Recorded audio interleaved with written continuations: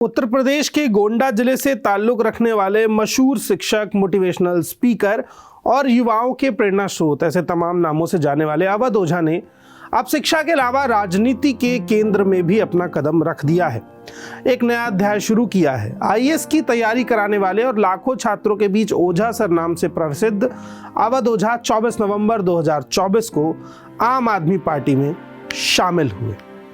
दिल्ली में आयोजित कार्यक्रम में आम आदमी पार्टी के राष्ट्रीय संयोजक अरविंद केजरीवाल और दिल्ली के पूर्व उप मुख्यमंत्री मनीष सिसोदिया ने उनका पार्टी में स्वागत किया। इससे ये बात साफ जाहिर हो सकती है कि अवध ओझा का पार्टी में कद किस तरह का रहेगा।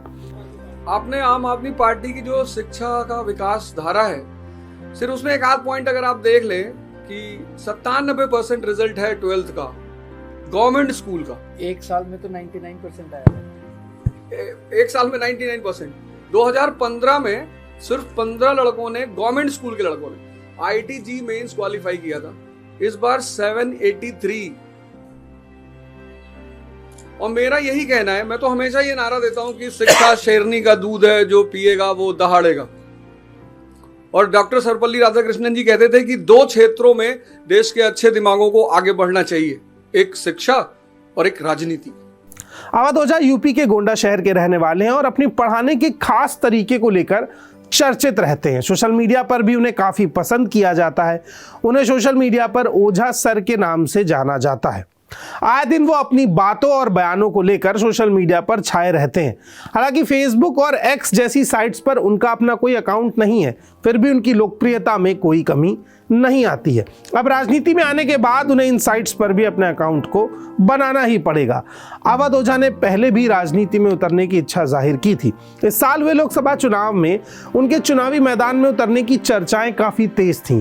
तमाम मीडिया रिपोर्ट्स के मुताबिक मुख्य राजनीतिक दलों से टिकट न मिल पाने के कारण चुनावी समर में ओझा सर ने अपना बिगुल नहीं बजाया। दरअसल अवध ओझा ने यूपी से बीजेपी के टिकट पर चुनाव लड़ने की इच्छा जाहिर की, लेकिन ऐसा संभव नहीं हो पाया क्योंकि उनके मन में प्रयागराज सीट थी और वो सीट पहले से ही बीजेपी किसी को दे चुकी थी, जिस पर तैयारी भी पूरी हो चुकी थी। हालांकि टिकट न मिलने के कारण उन्होंने अपना प्लान बदल दिया। इसके अलावा यह भी चर्चा में था कि कांग्रेस की तरफ से उन्हें अमेठी से टिकट दिए जाने की संभावना थी। हालांकि अब अवध ओझा आम आदमी पार्टी में शामिल हो गए हैं तो इन दोनों संभावनाओं पर प्रश्न चिन्ह लगने की जगह पूर्ण विराम लग गया है। सूत्रों के अनुसार अवध ओझा को दिल्ली की किसी महत्वपूर्ण विधानसभा सीट से चुनाव लड़ाने की तैयारी तो हो रही है और ये तय है कि उन्हें टिकट दिया जाएगा, लेकिन कयास ये लगाया जा रहा है कि पड़पड़गंज विधानसभा सीट से उन्हें उतारा जा सकता है, जहां मनीष सिसोदिया 3 बार विधायक रह चुके हैं। पार्टी के अनुसार पूर्वांचल और उत्तराखंड के लोगों के बीच उनकी लोकप्रियता भाजपा का जो मजबूत आधार है उसे चुनौती देगी। यह पहली बार नहीं है जब अवध ओझा राजनीति में सक्रिय हुए हैं। इससे पहले वह प्रयागराज से लोकसभा चुनाव लड़ना चाहते थे और इसके इच्छुक थे। यानी उनकी जो राजनीति में सक्रियता और पकड़ है वो पुरानी है। टिकट नहीं मिली तो नहीं उतरे, लेकिन अब टिकट भी मिली है और ऐसा मौका भी मिला है जब दिल्ली अपना सबसे रोमांचक चुनाव देखने जा रही है, क्योंकि इस बार आम आदमी पार्टी की साख तो दांव पे लगी है, उसके साथ साथ बीजेपी को भी उम्मीद का चिराग दिखाई दे रहा है। दिल्ली से चुनाव लड़ सकते हैं अवध ओझा, इस बात की पूरी संभावना जताई जा रही है और किस विधानसभा सीट से लड़ सकते हैं ये भी मैंने आपको बता दिया है, लेकिन इसमें कुछ हेर फेर होने की भी संभावना है। इससे पहले एक न्यूज चैनल को दिए गए इंटरव्यू में अवध ओझा ने आप नेता अरविंद केजरीवाल की तारीफ के पुल बांधे थे। उन्होंने केजरीवाल को राष्ट्रीय राजनीति का आदमी बताया था और उन्होंने कहा था कि केजरीवाल अगर थोड़ा सा खुद को संभालने के साथ साथ अपने सहयोगियों को भी संभालते तो आज पिक्चर कुछ और होती। अवध ओझा की सियासत में काफी दिलचस्पी देखी गई है।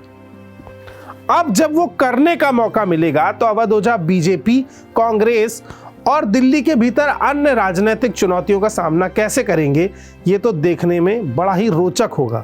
क्या जैसे YouTube पर बेधड़क तरीके से क्लास लेते हुए ओझा सर हर नेता के अच्छे और बुरे पर सवाल करते थे, वो आम आदमी ज्वाइन करने के बाद एक पॉलिटिकल व्यक्ति के नाते ऐसा कर पाएंगे?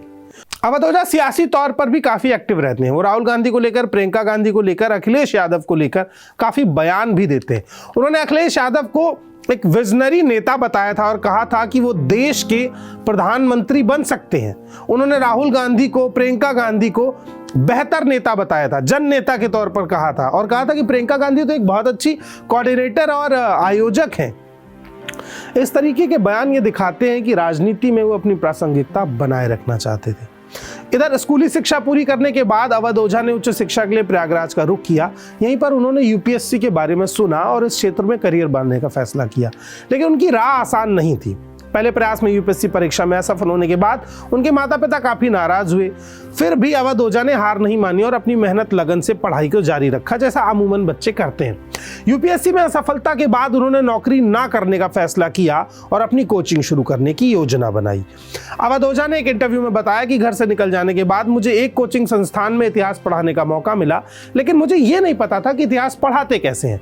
फिर भी मैंने पढ़ाना शुरू किया और धीरे धीरे बच्चों को मेरा तरीका पसंद आने लगा। इसी के साथ उनकी कोचिंग यात्रा की शुरुआत हुई और साल 2005 में दिल्ली के मुखर्जी नगर में उन्होंने यूपीएससी कोचिंग संस्थान की शुरुआत की। अवध ओझा के जीवन में कई संघर्षों का सामना करना पड़ा उन्हें। एक समय ऐसा भी आया जब उनके पास पैसे की कोई इनकम का सोर्स नहीं बचा था। कोचिंग सेंटर का किराया, घर का खर्च उठाने के लिए पैसे की लानत हो गई थी। उनकी शादी भी हो चुकी थी, जिम्मेदारियां बढ़ चुकी थी, लेकिन उन्होंने हार नहीं मानी। 7 महीने तक रात में बारटेंडर का काम किया और दिन में बच्चों को पढ़ाया।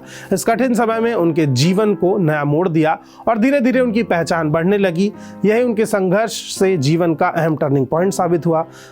अब सवाल ये उठता है कि बारटेंडर, एक टीचर, कोचिंग मास्टर, हिस्ट्री का अध्यापक और अब एक राजनेता, इस सब में से अवध ओझा किस किरदार को सबसे शानदार तरीके से निभा पाएंगे?